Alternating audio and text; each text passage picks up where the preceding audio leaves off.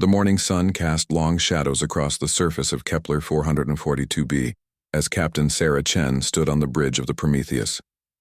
The human colony below looked peaceful from orbit. Farms stretched across green valleys, and small cities dotted the landscape. It had taken humanity 20 years to build this world into something that could support 500,000 people. Chen was a tall woman with graying hair and sharp eyes that had seen too many battles. She wore the simple blue uniform of the Colonial Defense Force. Her ship, the Prometheus, looked nothing like the sleek vessels she had commanded in the old Earth Wars. It was a big square block of metal and ceramic plates. Most people would mistake it for a cargo hauler. That was exactly what Chen wanted them to think. The bridge was quiet except for the soft hum of computers. Lieutenant Martinez sat at the sensor station, watching the screens that showed empty space around their solar system. Ensign Park monitored communications from the colony below. Dr. Elena Vasquez, the ship's chief scientist, checked readings on a device that looked like an ordinary computer terminal, but was much more important than anyone could guess. "Captain," Martinez said suddenly, "I'm getting readings on the long-range sensors. Multiple contacts jumping into the outer system." Chen moved to his station and looked at the display. 12 large shapes had appeared near the edge of the solar system. They were moving fast toward the inner planets where the human colony sat. "Size estimates?" Chen asked. "Each one is about 3 times our length. They're not broadcasting any identification signals." Chen nodded. She had been expecting this day for years. Humanity had been alone in space for so long that they had started to think they might be the only intelligent species in the galaxy. 3 months ago, that changed. When the first alien contact probe reached Earth, the message had been simple and direct. Other species ruled this part of space. Humans would need permission to stay on their colony world. The permission had been denied. "Sir," Park called out, "the alien ships are sending a message. It's being broadcast on all frequencies." "Put it on screen," Chen ordered. The main display flickered and showed the face of an alien creature. It had dark purple skin and 4 yellow eyes arranged in a diamond pattern on its large head. Sharp teeth filled its mouth when it spoke. The voice came through the translation software in flat, emotionless words. "I am Admiral Zektar of the Vorthak hegemony. This system now belongs to us. The primitive species calling itself human will remove all settlements and ships within 1 standard day. Any who remain will be destroyed." The alien's 4 eyes seemed to focus directly on the camera. "We have claimed 17 worlds from lesser species. Your resistance will be brief and pointless. This is your only warning." The transmission ended, leaving the bridge in silence. "Well," Dr. Vasquez said quietly, "he seems friendly." Chen almost smiled. Elena had been with her for 8 years, through the Mars Rebellion and the Belt Wars. The scientist never lost her sense of humor, even when facing impossible odds. "Martinez, what can you tell me about their ships?" Chen asked. The lieutenant studied his instruments. "They're unlike anything in our databases. The hulls appear to be some kind of organic material. I'm reading massive energy signatures from what look like weapon systems. Each ship has multiple plasma cannon arrays and some kind of energy shielding." "How long until they reach us?" "At their current speed, about 6 hours." Chen walked to the center of the bridge and looked out at the stars. Somewhere out there, 12 alien warships were coming to destroy everything humanity had built in this system. The aliens thought it would be easy. They had probably fought other species who used energy weapons and particle shields. They expected a normal space battle with normal space weapons. They were about to learn that humans did not fight normal battles. "Dr. Vasquez," Chen said. "Status of the package?" Elena checked her readings. "All systems are green. The delivery system is fully charged and ready for deployment. Target calculations are updated and locked in." "Good. Park, send a message to Colony Control. Tell them to begin evacuation procedures immediately. Use Code 7 protocols." Park's hands moved quickly over his console. Code 7 meant total evacuation. Every person on the planet needed to get into the underground shelters or onto transport ships within the next few hours. "Message sent, Captain. Colony Control acknowledges Code 7 evacuation." Chen hoped they would move fast enough. What was about to happen would be visible from the planet's surface. She wanted as few people as possible to see it. "Sir," Martinez called out. "The alien fleet is changing formation. They're spreading out into attack positions." Chen studied the tactical display. The Vorthak ships had formed a line with their largest vessel in the center. It was a classic attack formation used by species who relied on energy weapons and shields. They would focus their fire on the human ship until its defenses failed, then finish it with concentrated plasma bursts. "They're scanning us," Martinez reported. "Multiple sensor sweeps across our hull." Chen could imagine what those scans were showing the aliens. The Prometheus had thick armor made of simple steel and ceramic composites. No energy shields, no visible weapon arrays. The power readings would show normal fusion reactors, nothing exotic or threatening. To any advanced species, it would look like a cargo ship with some extra armor plates welded on. "Perfect. Captain," Park said, "we're receiving another transmission from the lead alien ship. On screen." Admiral Zektar appeared again, but this time his 4 eyes showed what might have been amusement. "We have examined your vessel, humans. You send a cargo hauler against the mightiest fleet in this sector of space. Your technology is centuries behind ours. This will not be a battle. It will be an execution." The alien leaned forward, and his sharp teeth gleamed in the light. "Perhaps we will keep some of your kind alive for study. Your foolish bravery is interesting." The transmission ended. "Charming fellow," Dr. Vasquez muttered. Chen looked around her bridge at the crew who had followed her through 3 different wars. They were calm and professional, but she could see the tension in their faces. They knew what was coming. They also knew their chances of survival were very small. "Listen carefully," Chen said. "In about 5 hours, we're going to fire 1 shot. After that, this war will either be over or we'll all be dead. Either way, we're going to send these aliens a message they'll never forget." She paused and looked each crew member in the eye. "For the last 30 years, humanity has been preparing for this day. We knew that someday we would meet a species that thought we were weak. Today we teach them the difference between looking weak and being weak." Martinez straightened in his chair. "Orders, Captain?" "Begin final preparations. Dr. Vasquez, start the charging sequence. Martinez, plot our intercept course. Park, send 1 final message to the alien fleet. Tell them we decline their generous offer." As her crew worked, Chen stared out at the approaching enemy ships. Admiral Zektar had said this would be an execution. He was right about that. He was just wrong about who was going to die. The Prometheus began to turn, aligning itself with the center of the alien formation. To the Vorthak, it would look like a desperate suicide run. Chen hoped they would keep thinking that, right up until the moment everything changed. The war for humanity's future was about to begin with a single shot that would echo across the galaxy. The bridge of the Prometheus had become a place of quiet focus. Captain Chen moved between stations, checking readouts and speaking softly with her officers. Outside, the Vorthak fleet continued its approach, but there was still time before the shooting would start. Dr. Elena Vasquez worked at her station with steady hands. The device in front of her looked simple enough, just screens showing numbers and graphs. But those numbers represented 30 years of human scientific achievement. The package was humanity's answer to a universe that seemed designed to crush them. "Charging sequence is at 40%, she reported. "All magnetic containment fields are stable. The targeting computer is running final calculations." Chen nodded. "How long for full charge?" 3 hours and 20 minutes. "The timing will be perfect." At the weapons station, Chief Petty Officer Kim ran through his checklist for the 3rd time. Kim was a short, quiet man who had served on human warships for 15 years. He had fired every weapon in the Colonial Defense Force arsenal.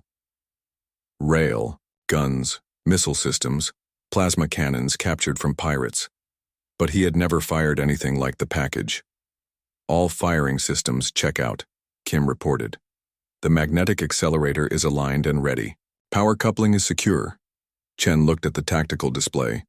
The Vorthak ships were still 4 hours away, but their formation had tightened.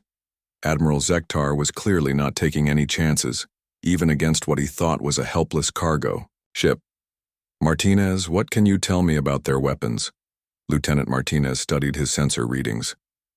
Each ship carries at least 20 plasma cannon arrays. The energy output readings are incredible. They also have some kind of particle beam weapons that I've never seen before. And those shields, Captain, our conventional weapons wouldn't even scratch them. Good thing we don't use conventional weapons, Chen said quietly.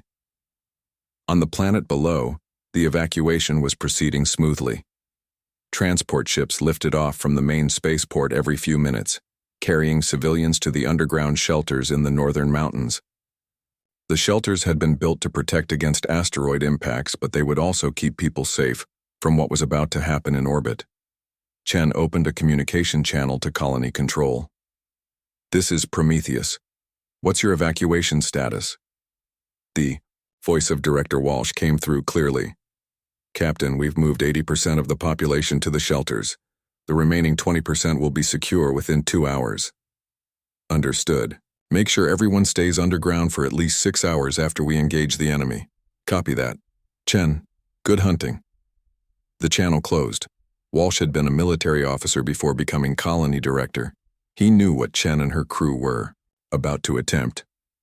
He also knew their chances. Back on the bridge, Ensign Park was monitoring communications from the Vorthak fleet. The aliens were not trying to hide their transmissions. Chen suspected they wanted humanity to hear their confidence. What are they saying? Chen asked. Park looked uncomfortable. They're discussing how to divide up our colony, sir. Admiral Zektar wants to keep the main continent for a military base. The other commanders are arguing about mining rights. That sure they'll win? It gets worse.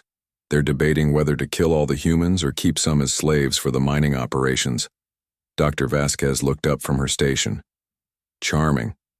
I'm starting to look forward to showing them our package. Chen walked to the front of the bridge and stared out at the stars. Somewhere out there, Admiral Zektar was probably sitting in his command chair, confident that he was about to add another easy victory to his record. The Vorthak had conquered 17 other species.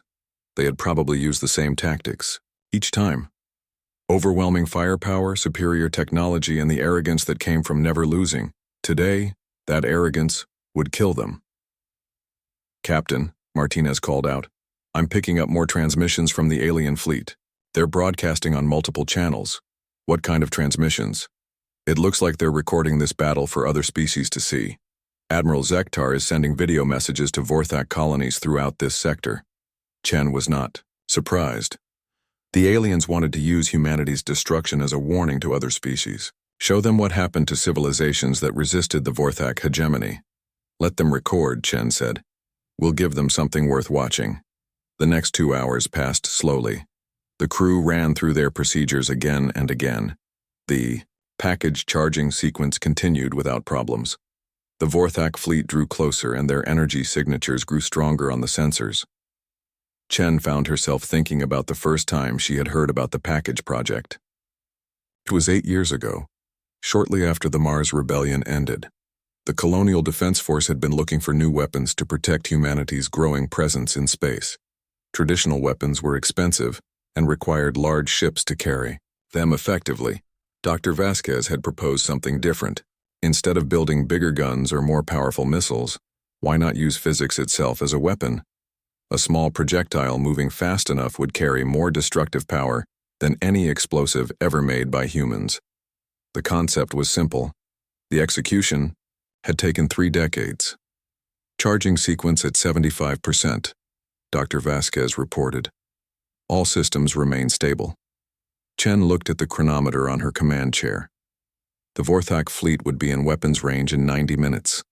The aliens had already demonstrated their plasma cannons by firing test shots into empty space. The energy beams had been visible from thousands of kilometers away. Park, have the aliens sent any more demands for surrender? Chen asked. No, sir. Admiral Zektar seems to think his first message was sufficient. Chen was actually grateful for the alien commander's arrogance.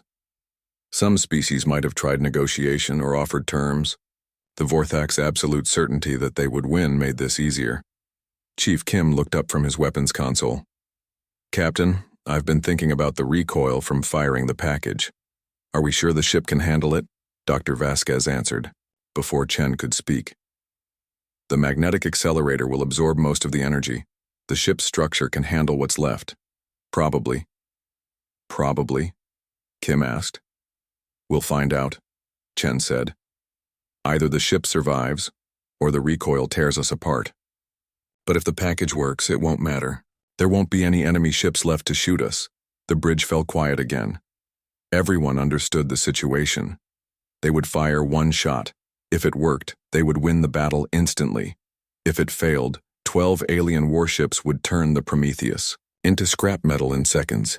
Charging sequence at 90%, Dr. Vasquez announced. Beginning final alignment procedures. Chen activated the ship's intercom system.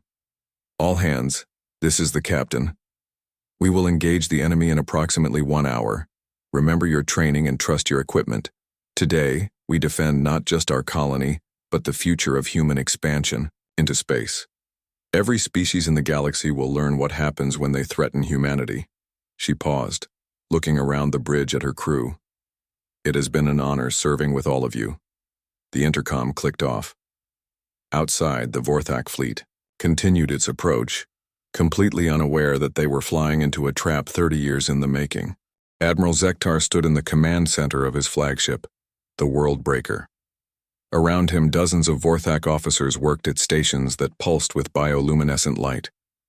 The ship itself was alive, grown rather than built, and it responded to his thoughts through neural implants behind his 4 eyes. The human ship appeared on the main display as a small, pathetic rectangle of metal. Zektar's tactical officers had completed their scans hours ago. No energy shields, primitive fusion reactors, armor that looked like it belonged on an industrial transport vessel. The humans had sent their weakest ship to face the hegemony's most powerful fleet. Commander Thus, Zektar called to his second-in-command. Begin recording. I want every species in this sector to see what happens to those who resist us. This activated the communication array. Recording on all channels. Admiral, the message will reach 12 star systems within the hour. Zektar nodded with satisfaction. The destruction of this human colony would serve as a warning to other primitive species. Submit to the hegemony or face total annihilation. It was a simple message that had worked 17 times before. Sir, the weapons officer reported, all plasma batteries are charged and ready. The particle beam array is online. Should I target their engines first? Zektar considered the question. Standard procedure was to disable enemy vessels and force their surrender, but these humans had been particularly stubborn in their refusal to submit. Perhaps a demonstration of power would be more effective. Target their weapon systems, he ordered. I want them helpless but alive. They need to watch their colony burn before we finish them. The bridge crew prepared for combat with practiced efficiency. The Vorthak had been conquering other species for over 2 centuries. Their tactics were refined through countless victories. Overwhelming firepower, superior technology, and the complete certainty that no primitive species could stand against them. On the tactical display, the human ship was moving into what appeared to be an attack position. Zektar found this amusing. The vessel was orienting itself to face his fleet directly, as if it planned to charge straight into their formation. Admiral, Theiss said, the human ship is positioning itself for a frontal assault. Should we adjust our formation? Zektar's 4 eyes glittered with amusement. No, let them come. I want to see what these humans think they can accomplish with their cargo hauler. The range closed steadily. In 30 minutes, the human ship would be within optimal weapons range. Zektar could have opened fire already, but he wanted to be close enough to see the expression on the human captain's face when their pathetic vessel was torn apart. Sir, the communications officer announced, we're receiving a transmission from the human ship. Put it through. The display showed a human female in a simple blue uniform. She had gray hair and calm eyes that reminded Zektar of a predator, waiting to strike. The comparison bothered him for reasons he couldn't explain. I am Captain Sarah Chen of the Colonial Defense Force ship Prometheus, the human said. Admiral Zektar, I'm offering you one final chance to withdraw from this system peacefully. Zektar laughed. a sound like breaking glass. You offer me terms? You command a single cargo ship against 12 dreadnoughts. Your weapons cannot penetrate our shields. Your armor cannot withstand our plasma cannons. What exactly do you think you can accomplish? The human captain's expression never changed. I'm giving you the chance to leave with your lives. That's more consideration than you've shown to the 17 species you've conquered. 17 species who learned the price of defying the hegemony, Zektar replied. Today humanity will join that list. Your bravery is admirable, Captain Chen, but bravery cannot overcome impossible odds. We'll see, Chen said simply, and ended the transmission. Zektar stared at the blank screen for a moment. There had been something in the human's voice that he didn't like. Not fear or desperation, but confidence. What could a primitive species possibly know that gave them such certainty? Admiral, the tactical officer called out. The human ship has reached optimal firing range. Should we begin the attack? Zektar looked at the tactical display one more time. The human vessel was positioned perfectly in the center of his formation's firing arc. Every ship in his fleet could target it simultaneously. There would be nowhere for it to run. All ships, open fire. Target their weapons and engines. I want them crippled, not destroyed. The space around the world breaker erupted in brilliant light as 12 Vorthak dreadnoughts fired their plasma cannons. Streams of superheated energy lanced across the void toward the human ship. The beams were bright enough to be seen from the planet's surface, magnificent displays of the hegemony's technological superiority. The plasma bolt struck the Prometheus across its hull. Explosions bloomed along the ship's armor as the energy weapons found their target. Zektar watched with satisfaction as sections of the human vessel's outer plating were blown away. But the ship didn't stop moving. It didn't break apart or lose power. The damage looked severe, but the vessel continued on its course as if the attack had been nothing more than a minor inconvenience. Report, Zektar demanded. The weapons officer studied his readings with confusion. Sir, our plasma cannons achieved direct hits across the target's hull, but the damage appears to be superficial. Their armor is absorbing most of the energy. Impossible. Our weapons can punch through any known armor material. The humans appear to be using some kind of kinetic armor system, sir. It's designed to absorb energy weapons rather than deflect them. I've never seen anything like it. Zektar felt the first hint of unease. His plasma cannons should have crippled the human ship instantly. Instead, they had barely scratched its surface. What kind of primitive species designed armor specifically to counter energy weapons? Sir, the communications officer announced, the human ship is transmitting again. Captain Chen appeared on the screen once more. Her ship had just been hit by enough firepower to level a city, but she looked completely calm. Admiral Zektar, she said, thank you for the demonstration. Our armor performed exactly as designed. Now let me show you what human weapons can accomplish. The transmission ended and Zektar realized that the human ship had moved into a very specific position. It was now directly in the center of his fleet formation, with all 12 Vorthak dreadnoughts surrounding it in a perfect circle. Sir, the tactical officer called out urgently. The human ship is powering up some kind of weapon system. I'm reading massive energy buildup in their forward section. Zektar looked at the display and felt a chill run through his body. The human ship wasn't trying to escape or maneuver for a better position. It had deliberately placed itself in the center of his formation for a reason. All ships, maximum power to shields, he ordered. Prepare for... He never finished the command. Captain Chen had just taught the Vorthak hegemony that sometimes the most dangerous predator is the one that looks helpless. The space around the Prometheus began to change in ways that defied everything Zektar thought he knew about warfare. The humans were about to demonstrate that 30 years of preparation could overcome centuries of conquest in a single devastating moment. Admiral Zektar's reign of terror was about to end with one shot that would rewrite the rules of galactic warfare forever. Captain Chen stood at the center of her bridge, watching the tactical display that showed 12 alien warships surrounding her vessel. The Vorthak plasma cannons had scarred the Prometheus's hull, but the damage was exactly what she had expected. Human armor wasn't designed to look impressive. It was designed to work. Dr. Vasquez, final status report, Chen ordered. Elena looked up from her station with a slight smile. All systems are green, Captain. The package is fully charged and ready. For deployment, target solutions are locked and confirmed. The magnetic accelerator is aligned and waiting for your command.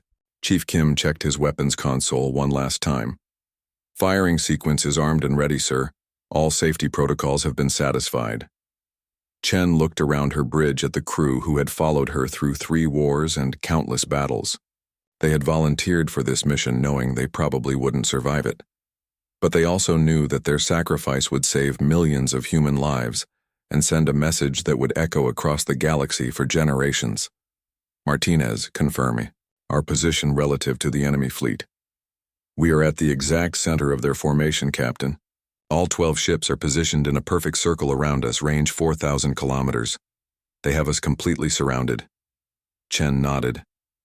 The Vorthak had done exactly what she had hoped they would do.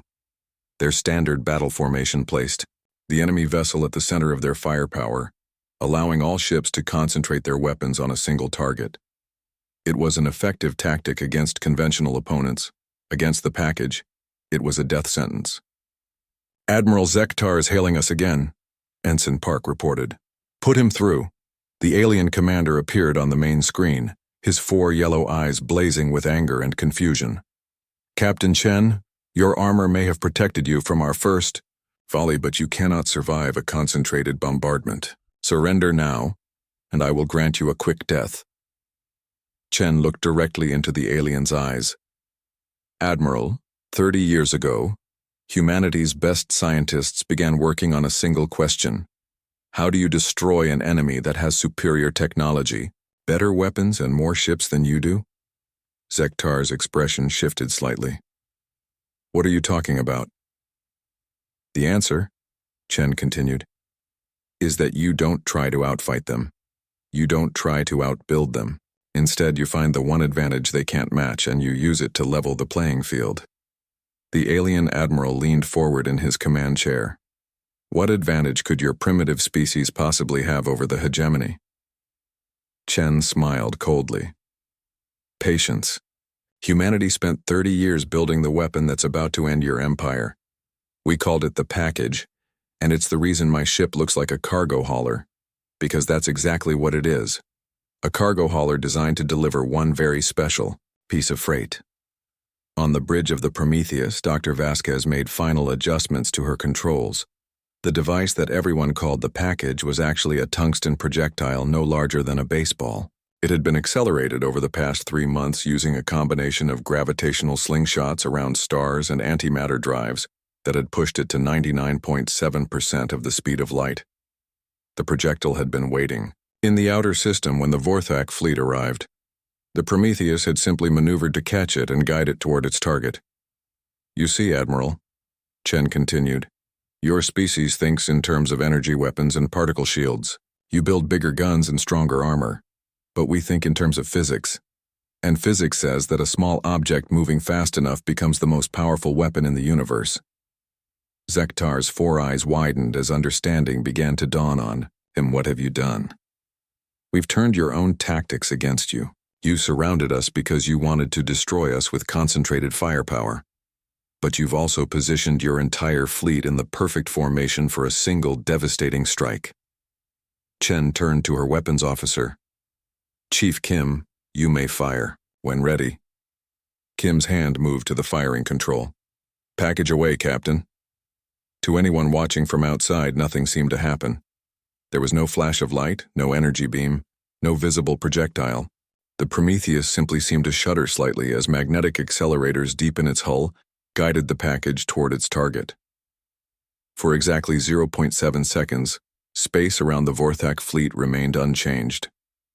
The package was traveling so fast that even light struggled to keep up with it. The tungsten projectile crossed the 4,000 kilometers to the world breaker in less time than it took a human heart to beat. When the package struck Admiral Zektar's flagship, the laws of physics took over. The impact released energy equivalent to several nuclear weapons but concentrated into a space smaller than a pinhead. The world breaker, a massive bioorganic vessel that had conquered 17 star systems, simply ceased to exist. The front half of the ship was vaporized instantly. The back half had enough time to begin breaking apart before the expanding plasma cloud consumed it. But the destruction was only beginning. The package's impact created a brief artificial star in the void.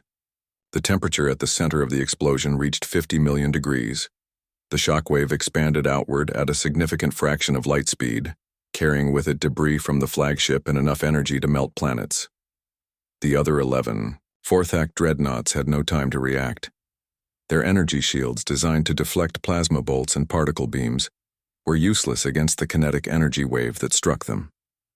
The nearest ships were torn apart by debris traveling at relativistic speeds. The furthest vessels were caught in the expanding sphere of superheated plasma and simply evaporated. The entire engagement lasted less than 30 seconds from the moment Chief Kim pressed the firing button to the moment the last Vorthak ship stopped existing. When the energy signatures finally faded, Captain Chen looked at her tactical display and saw only empty space where 12 alien warships had been threatening her colony. The most powerful fleet in the Vorthak hegemony had been reduced to a cloud of hot gas and scattered atoms. My God, Dr. Vasquez whispered, staring at her instruments. The energy release was even higher than our calculations predicted. Lieutenant Martinez checked his sensors 3 times before speaking. Captain, I'm reading no intact vessels in the area, no life signs, no debris larger than a few meters across. Chen nodded slowly. The package had worked exactly as designed. 30 years of human scientific achievement had been concentrated into a single shot that rewrote the rules of galactic warfare. Park, open a channel to colony control, she ordered. Channel open, Captain. Colony control, this is Prometheus. The threat has been eliminated. You may begin returning civilians to the surface. Director Walsh's voice came through with obvious relief. Captain, our telescopes saw the explosion. Please tell me that was the alien fleet and not you. The alien fleet no longer exists, Chen reported. The Prometheus is intact and ready to defend the colony against any future threats. She paused and looked around her bridge at the crew who had just made history. Colony Control, please prepare a full report of this engagement for transmission to Earth. I think the Colonial Defense Force will want to know that the package program was a complete success. The bridge of the Prometheus fell silent, except for the soft hum of computers and life support systems. Outside, space was peaceful again, but word of what had happened here would soon spread across the galaxy, carrying a simple message to every species that thought humanity was weak. They had been wrong. Catastrophically, fatally wrong. 3 hours after the battle ended, Captain Chen stood in her ready room staring out at the debris field that had once been the most feared fleet in this sector of space. The explosion had been visible from the planet's surface as a brief new star that outshone the system's sun for exactly 12 seconds. Now, only scattered particles of metal and organic matter remained to mark the passing of Admiral Zektar and his 12 dreadnoughts. The door chimed, and Dr. Vasquez entered carrying a datapad and 2 cups of coffee. She handed one to Chen and sat down across from her captain's desk. The final analysis is complete, Elena said. The package performed exactly within predicted parameters. The kinetic energy release was equivalent to 43 nuclear warheads detonated simultaneously. The blast radius extended to 15,000 kilometers. No vessel within that range could have survived. Chen sipped her coffee and thought about the implications. What about our own ship? How did we survive being so close to the explosion? The Prometheus was positioned just outside the lethal radius, and our armor was specifically designed to handle the electromagnetic pulse and radiation burst. We took some damage to our outer hull plating, but all critical systems remained operational. And the package delivery system? Elena smiled grimly. Completely destroyed as expected. The magnetic accelerators were vaporized by the energy release. It will take 6 months to rebuild them, assuming we can get the components from Earth. Chen nodded. Each package weapon could only be used once. The delivery system had to be rebuilt after every shot, and each tungsten projectile took years to accelerate to combat velocity. It was not a weapon for prolonged conflicts. But for sending a message to the galaxy about humanity's capabilities, one shot had been more than enough. Captain, Ensign Park's voice came through the intercom. We're receiving multiple communications from various sources. Some of them are interesting. Chen and Dr. Vasquez returned to the bridge, where Park had organized the incoming messages by priority and origin. The communications board showed transmissions from dozens of different star systems. "What do we have?" Chen asked. Park looked at his screen with barely concealed excitement. "Sir, word of the battle has spread faster than we expected. The Vorthak were broadcasting their attack on multiple channels, remember? Alien species across 12 star systems watched Admiral Zektar's fleet get destroyed in real time. Show me the most important messages first." The main screen displayed a series of alien faces, each more unusual than the last. The first was the insectoid creature with compound eyes and mandibles that clicked when it spoke. "Greetings, humans of the vessel Prometheus. I am Hive Speaker Zach of the Kittinus Collective.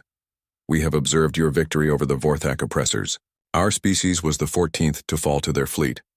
We wish to discuss alliance possibilities and mutual defense agreements." The next message came from a being that looked like a walking tree with silver bark and leaves that shimmered with their own light. "Captain Chen, I am Grovemine Silverleaf of the Botanical Congress. The Vorthak destroyed 3 of our colony worlds last year. We offer our worlds as refueling stations for human ships in exchange for protection from future hegemony attacks." Chen watched message after message from species that had been conquered, threatened, or intimidated by the Vorthak. Hegemony. The destruction of Admiral Zektar's fleet had done more than eliminate a military threat. It had shattered the myth of Vorthak invincibility that had kept dozens of species in fearful submission. "Any messages from hostile species?" Chen asked. Park nodded grimly. "Several, Captain. Most are demanding explanations of our weapons technology. A few are making threats if we don't share the package design with them." "And our response?" "I've been sending them the same message you approved. Humanity seeks peace with all species. We also prepare for war with equal dedication. Choose wisely which you prefer." Dr. Vasquez looked at the communications display with interest. "It's remarkable how quickly this has spread. The news of our victory will reach every inhabited system in this part of the galaxy within a few weeks." Chen thought about the implications. For 30 years, humanity had been preparing for the day when they would encounter a hostile alien species. They had built their weapons, trained their crews, and developed their tactics in secret. Now, the secret was out. Every species in the galaxy would know that humans possessed weapons capable of destroying entire fleets with a single shot. Some species would want to become allies. Others would want to acquire human technology. A few would probably decide that humanity was too dangerous to be allowed to exist. "Captain," Martinez called from his station, "I'm detecting new contacts on the edge of the system. 3 ships, unknown configuration, approaching at high speed." Chen moved to the tactical display. 3 sleek vessels had just entered the outer system and were heading directly toward the colony world. They were smaller than the Vorthak dreadnoughts, but moved with the fluid grace of advanced technology. "Are they broadcasting any identification signals?" "Yes, sir. They identify themselves as representatives of the Galactic Trade Consortium. They're requesting permission to approach and open diplomatic communications."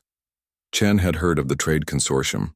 They were one of the most powerful organizations in known space, controlling commerce between hundreds of different species. If they were sending representatives to humanity, it meant the news of the package had reached the highest levels of galactic civilization. "Grant them permission to approach, but keep our defensive systems ready." "Dr. Vasquez, how long would it take to prepare another package?" Elena consulted her datapad. "With our current resources, impossible. We would need to return to Earth and use the Luna shipyards to rebuild the delivery system. And we don't have any more tungsten projectiles accelerated to combat velocity. So, we're down to conventional weapons if these new visitors turn hostile." "I'm afraid so, but Captain, I don't think they're here to fight. The Trade Consortium doesn't survive by making enemies of species that can destroy fleets. They survive by making profitable deals." 2 hours later, Chen sat in the main conference room of the Prometheus, across from 3 alien diplomats. The lead representative was a tall, elegant being with pale blue skin and large, intelligent eyes. It introduced itself as Trade Minister Veltar of the Consortium Economic Council. Captain Chen, the minister said in perfect English, "We have observed your recent demonstration of military capability. The Galactic Trade Consortium is very interested in establishing formal relations with humanity." "What kind of relations?" Chen asked carefully. "Mutual benefit agreements. Your species clearly possesses advanced weapons technology. The consortium has resources, information, and connections throughout known space. We believe we can help each other." The minister activated a holographic display that showed trade routes between star systems. The Vorthak hegemony controlled 17 worlds and their surrounding space lanes. With their fleet destroyed, those territories are now open for new management. The consortium would like to propose joint development of those systems with human military protection and consortium economic expertise. Chen studied the display. The proposed territories included some of the richest mining systems and most strategic hyperspace routes in this part of the galaxy. The offer was incredibly generous. What does the consortium want in return? Nothing unreasonable. We understand that your weapons technology must remain secret for obvious security reasons, but we would appreciate occasional demonstrations of human military capability to discourage other aggressive species from threatening consortium operations. Dr. Vasquez leaned forward. "You want us to be your enforcers." Trade Minister Veltar's expression remained neutral. "We prefer the term security partners.